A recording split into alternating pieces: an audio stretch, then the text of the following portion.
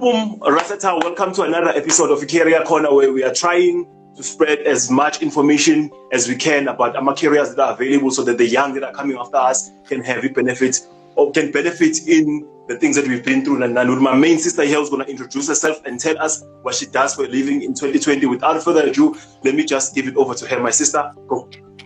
Okay. Hello, Raz. Rataza. How do I pronounce it? You know, I've been struggling.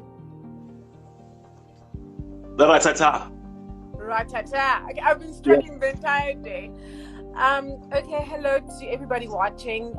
My name is Ginger. Well, my real name is Abongwe Opayo, meaning praise the one who gives, and my surname is Mini. Otherwise, I'm known as Ginger. And you want me to tell them what I do for a living? I'm currently a human resources consultant. So I work in the HR department in the public sector, within the government space. Organizations, right? And I also have my side hustle where I sing, where I'm also a speaker, and I'm also a talk show host. So I go live a lot on Facebook with my talk show, and I've also got a YouTube channel. So yes, that's just what I do. And I'm also a makeup artist as part of my side hustle. Number one. Okay, so tell me, with this human resource, because I believe for you to be able to have these side hustles that you are doing, you've got like a basic that you are starting from, and then now you can say, okay, I want to be a singer, I can do this. Because I like the fact that you're saying you were a singer as well. Meaning you don't give up on your dreams just because you decide to take a professional route. You don't give up on the things that you're passionate about because you want to take a personal route. So now, how did you get to become a human? How did you end up getting to work at the HR? Meaning, let's just take it back from a high school. Which high school what did you do, the subjects you did you study this thing? How did it all come about? Okay, so I did go to varsity. First and foremost, I want to say that it's not always that you know what you want to do when you're in high school. So if you don't know what you want to do, you need to do something that you're passionate about. But even though you're passionate about whatever you want to do, it must be something that will bring food to your table. Yes. So what I did was, I know that I'm a people's person. I know that I enjoy dealing with people, helping people, and ensuring that they move from one level of glory to the other, if I may put it that way. And for me, what was close to what I wanted was the human resources industry. You know, so I decided just let me take it and see where it goes. So after finishing matric, I went to university. It was not easy at all because university is unlike high school. The change is different. The environment is different. The studying is different. Everything, the atmosphere is quite different from high school. So you will at some point get what is called cultural shock, which is what I got. You know, remember in high school, you've got your parents and your teachers who are actually looking after you like your parents do. When you are in varsity, you're all alone, basically. You're walking this path on your own. So it's just a big jump from grade 12 to varsity. So I went to study for this. And even then, I started off by doing something totally different from what I wanted to do. I started off by doing just a BA, a Bachelor of Arts, a general one. And because I was confused, you know, I didn't know what to do. Like I say to you, it's not always that you come from grade 12 and you move to varsity and you know what you want to do as a person. Okay. So I think matriculants need not to put themselves under pressure, number one. Number two, they need to sit down and understand what are they passionate about. Something that you would do even if you're sleeping. It's very important. But at the same time, you need to have to do research about it as well, because I can't just want to be a singer and that's it, because I need to do research. Will it bring food to my table? Yes, I'm passionate about it, but will it bring food to my table? Because it's quite important. Will it pay the bills? Will it enable me to support my family if you've got family to support? You know, so I had to think of those things as well. So my dream was to one day I must get a job in the corporate world, and then everything else above that I will do it as a side hustle, because I do believe that you need to have more than, even COVID-19 now has taught us that you need to have more than one stream of income, or else you will not make it in life, So yeah, that's how I jumped from high school straight into varsity, and I studied human resources as a degree at first year. Okay, cool. Now, hey, you just made this thing. You've said a lot of things that I was going to ask you, but you just made things in. So tell me, in the human resources, like, okay, I'm from bed, so I want to be very, very straight. What qualification did you get? Did you study a human resources qualification? How does that work? Like, just explain to a person who doesn't know, maybe is there a human resources qualification, or you study something that then puts you, which you can do human resources in these entities that offer jobs? Okay, so it depends if you want to go to what is now called a University of Technology. Back then, when I was still studying, it was called a technicon, or you want to go straight to varsity. There's also diplomas that you can do for human resources. So you can have a degree, or you can have a national diploma, or you can have just a diploma, or even a certificate where you learn just the basics. So I didn't just do pure human resources. I did what's called industrial psychology. Okay, so it takes you from the human resources level and further. So my aspiration in life is to be an industrial psychologist. So at the moment, I'm still a human resources consultant, because I still need to do my master's. I've got my honors degree at the moment. So next year I'm going to embark on my master's degree. And then from having my master's degree, then I do a bit of writing your exams, and then you can qualify to be an industrial psychologist, which is it's a I don't want to say elevated. It's a bigger scope than being a human resources consultant, because with a human resources consultant, you just deal with the people. But industrial psychologists are more strategic, because they study the behavior of the people in the workplace. These are people who are able to say, okay, now we can see that in this organization, if the management takes a certain direction, then it will impact on the employees in such and such a manner, and it could cause. So I'm one of those people who need to advise strategically your management. That's what an industrial psychologist does. It studies the behavior of the employee within the own organization. Okay, and then a human resources consultant, it's more on your I could say it's admin related. Okay, you just get you get your employees work, and you get them a job, and you ensure that you train them within that job. That's just a summary of what a human resources consultant would do. Oh, okay. Well, I didn't know that. I'm learning that. Okay. In terms of the work that you're doing, like right now, some of the challenges that you think, like, you feel like if a kid who's watching this in high school, they should be prepared for, because like you said in the beginning, most of the things that people who are successful basically they do, it sort of goes with the personalities. Sort of goes with, okay, my personality, I can actually do this thing. Like, for instance, you can't be a singer if your voice is hoarse. Like, there's no way. Sure. So what are the challenges that you, as working in the industry you're working with, like now, especially as a woman, or girl, what are the challenges that you feel like people should be prepared for? They come with the job space, and you just need to prepare for these challenges. Okay. First of all, you're dealing with people. People on their own are just a challenge. You'll get unfortunately, I'm in an environment where I cannot please everyone. Okay, but I'm gonna try. I need to try and make sure that people are generally comfortable where they're working. And so the challenge, basically, that we normally face is dealing with people and dealing with different temperaments and different behaviors. As an HR person, you can easily be killed. Or be stuck in. You can be stuck in between employees who are demanding. Let's just say a raise, and because so if they demand a raise, they run to HR. Everything, they are just, you deal with what we call a problem child in the workplace. If you've got someone who's not doing his job well, they all run to HR. So we're like the mother of a company, mother of an organization. So my challenge of this organization is that you are going to deal with different types of personalities, different types of people who demand different things from you. So you need to be a person who really enjoys working with people, a person who really is able to be a patient person, because if you're not patient, then you can't be working with people, because people come with a lot of demands and complaints, and they have this amazing expectation of the HR department to perform miracles, Okay. And also another thing with people is that what I've picked up about the HR space in an organization is that they think that we're not for the people but for the management, but we are the middle.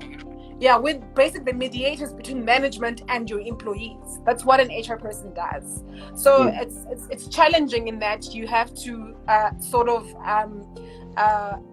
play the mediation role, and at the same time try to please everyone, and you can't please everyone all the time, because you have to go by policy, you have to go by the rules that were set. Yeah, so it doesn't sound like a job that a person can do if you have to be like really into that sort of a career for you to do it. It's not like a thing you can just wake up, oh, there's an HR position, oh, let me take it, because it's just another job. It sounds like something that you really need to be deep rooted about, which brings us back to what you were saying, which you need to like people, you need to want to be helpful towards people. You can't just like do it anyhow. Okay, cool. Now in preparation, because you've said a lot of things, in preparation, it's okay, now I want to do HR. What some of, like, for instance, where did you study and get your qualification from? I should have actually asked you that in the beginning, where did you get your qualification from, so the person can have an idea, which these are the institutions that offer this kind of a thing, that I can actually just start looking at them like right now. Okay, so I think most universities in South Africa do offer it. So I did mine with UNISA because I was already working, and so I had to do it part-time. So that's the nice part of it, UNISA, is that you can work and study at the same time. Oh, nice. But most universities, your WITS does it, UJ does it, in KZN as well, UCT does it, Pretoria does it. So most universities actually offer it. Yeah. Okay. Yeah. Okay, cool. Wow, thanks. Okay, now to a person who's watching this video right now, I was like, okay, who's maybe they're stumbling in it, maybe as a video on Facebook, on our YouTube page, which is One Nation Youth Development. Just to motivate them to make sure, because especially like right now, a lot of people we are very living in uncertain times right now. So we are doing this video so kids can know there's hope. Like, guys, we're going through a pandemic right now. This thing will pass and there's a tomorrow. What other words you can do, since you said you're a speaker, you're motivation, what just to motivate the kids who are watching this, say, hey guys, there's a tomorrow, there's hope, don't give up hope. Things can really still do happen as long as you stay focused on what you want to do. Don't let anything that's happening right now distract you. This is like a short period of thing. It's basically a test of our faith, what's going on right now. And then after the thing is done, there's going to be a tomorrow. And you know what you should do just while we're wrapping up this interview. Hey guys, there's hope, let's keep going. Okay, first of all, what I want to say is this: we should learn from what's happening at the moment. It shows that we cannot rely on one stream of income. So I feel like this is the moment where young people should seize. This is an opportunity for you to sit down and say, what is it that I can do that can generate money? And most of us need to, especially South Africans, we need to get to a point where we are entrepreneurs. We need to start selling. Okay, there is nothing wrong with you standing by the roadside and selling bananas. Okay, there is no hustle that is less valuable than any other hustle. All these big guys who are successful, they will tell you they started from nothing. Okay, so first of all, we need to get to a point where we understand that what will help us as a nation is to go to be entrepreneurs. It doesn't work to just want to run for school and then you go and work for a corporate company and be an employee for the rest of your life. Generate it in your head and think about it in your head that you actually need to learn marketing, selling, and sales. You need to do that for you to get an income. So if you're good when it comes to, if you're a person who enjoys doing people's hair, that's entrepreneurship. Do people's hair, advertise on Facebook, advertise on your WhatsApp that you can do people's hair. If you're a person who enjoys doing nails, advertise that on Facebook. If you're a person who likes to sing, go sing on YouTube. YouTube pays people for doing things as long as you fit the criteria, which is having certain number of viewership and a certain number of subscribers. Okay, go read up about YouTube. Okay, there you can generate money by you just singing on videos. Okay, we need to get to a point where we start to think as young people, and you cannot work alone. That's another thing. We need to learn to work in a team. Okay, sorry, you froze. Okay, you cannot. Let's go from there.